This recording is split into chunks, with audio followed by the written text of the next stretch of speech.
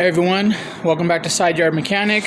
Today what we got to do is we got to try to get my lift gate working. So maybe you're familiar, but these later PT Cruisers, they have an issue with the little button down here, the switch. It's just like a little pressure pad that has some contacts in it. So when I first got the car, it was having issues, and the pad ended up coming off, and I was able to get it back on and working for a little bit, but now it just doesn't work at all. So what we got to do is we got to try to get the lift gate open, and what we're going to do is get it from the inside. So what we have to do is we need to pull off these panels, these trim panels that go around. So you got to take the top one off, and then the sides, and then the bottom, and it'll give you access to a little lever to manually open the door. So the only fastener is underneath that little plug. So we're going to go ahead and get that popped out and then start taking these panels off. All right, so what I'm going to do is I'm going to go ahead and pop this little plastic pin out. It's just a little pin, and you should be able to get this little piece out of here.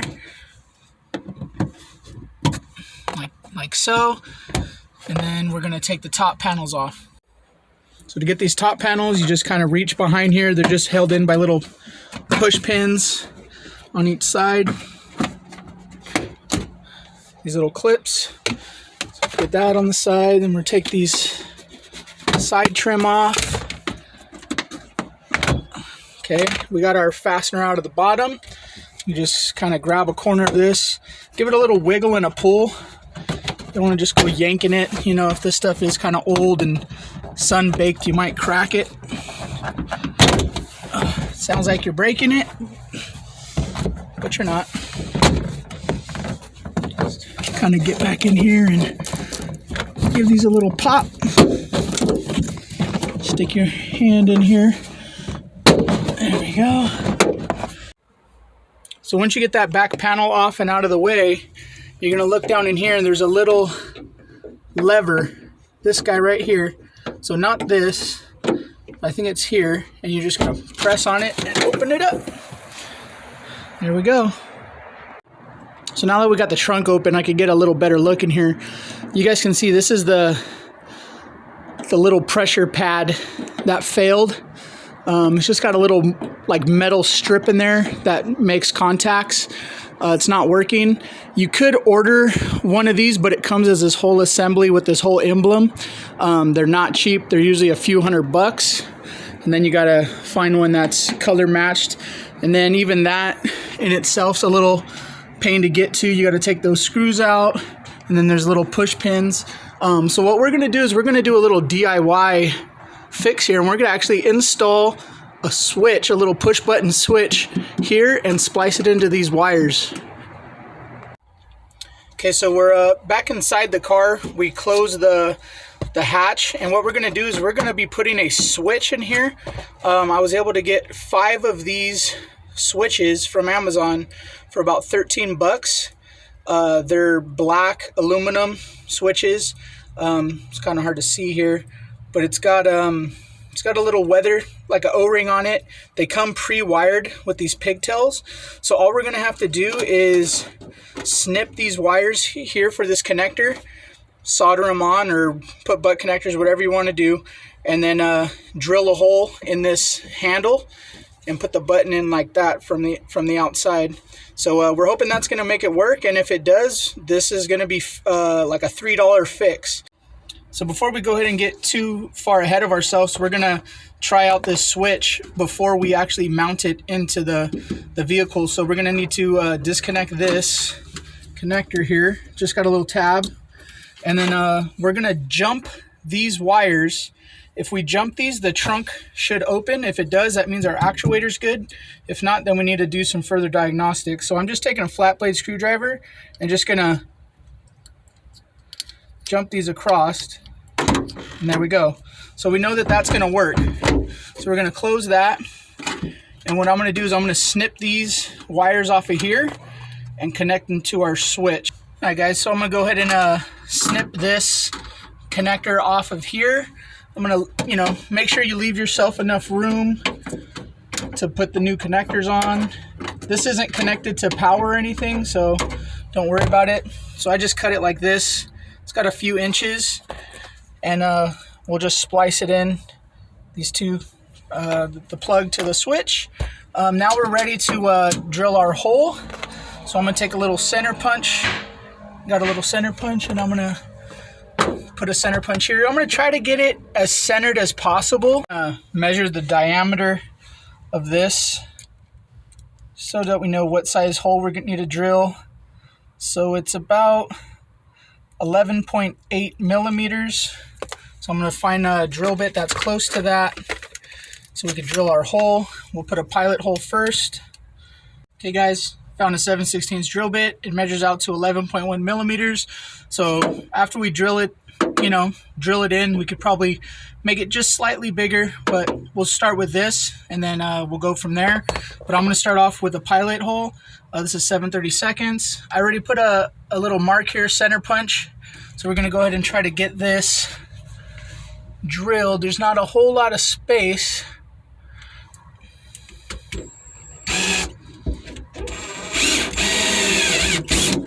There we go. I'm going to switch to my 7/16 drill bit.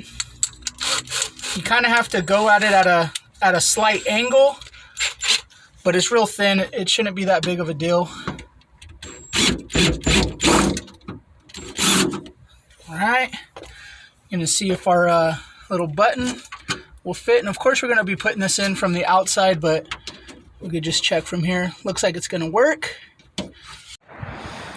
All right, well, sorry for the poor lighting, but the hole is drilled like right here, but you could kind of see there it is. You could see the hole, but that other contact strip is hanging down in the way. So I'm gonna just go ahead and try to grab it and pull it out of there, because I don't really want it in the way. I think it's just held on by some adhesive. Careful not to scratch your paint. Maybe get in there with like a plastic scraper or something, a heat gun. See, it's just this little contact thing that got brittle and full of dirt. Even sometimes when it would rain and get wet, the trunk would just open on its own. Just gonna enlarge this hole a little bit here.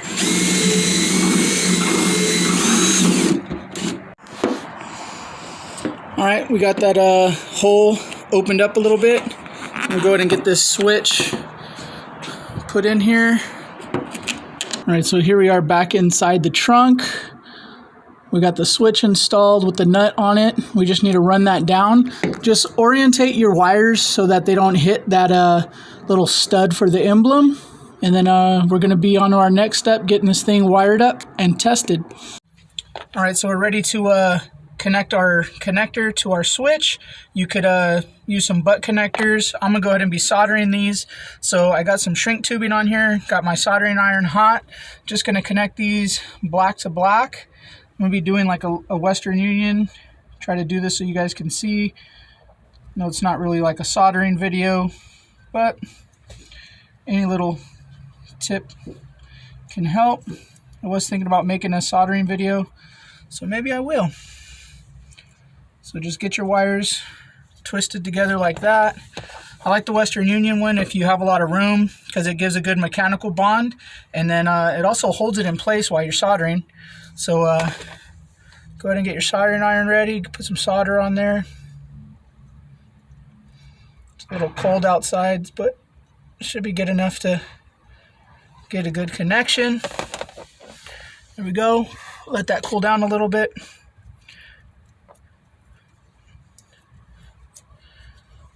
All right.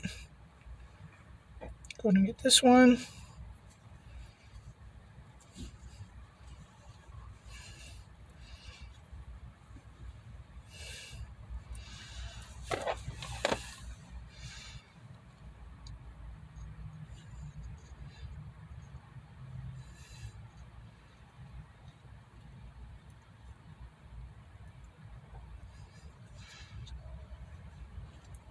Got a little messed up. Let me clean it up here a little bit.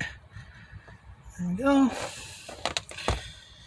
Put the shrink tubing over it. Make Make sure you don't have any sharp burrs or wires poking out, and slide your shrink tubing. This black wire got kind of boogered up here. I got a little extra solder on there, a little drip. Let me just take it off, heat it up, and kind of drag it off of there. There you go. Slide our shrink tubing over that. Just going to use a lighter because we're here and small little wires.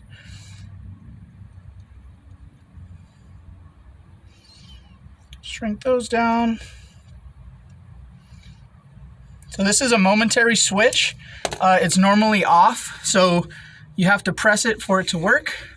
So let's see when we make the connection. All right, now we need to go from the outside and see if it works. Ta-da! All right, so you've seen it open from the inside. Let's see how it works from the outside.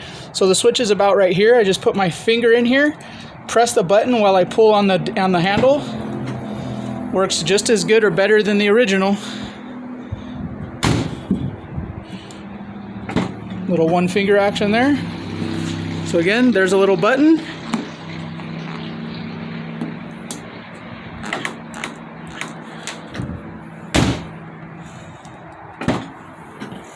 There we go. All right, so you guys seen that fix? That was pretty easy. So here's the switches I got from Amazon. Got 5 for about $15. I'll drop a link below. You guys can go ahead and check these out. Nice little switch. They're aluminum with an O-ring, so they're waterproof. Works pretty good. So I'm happy with that. Go ahead and like, subscribe. See you guys on the next one.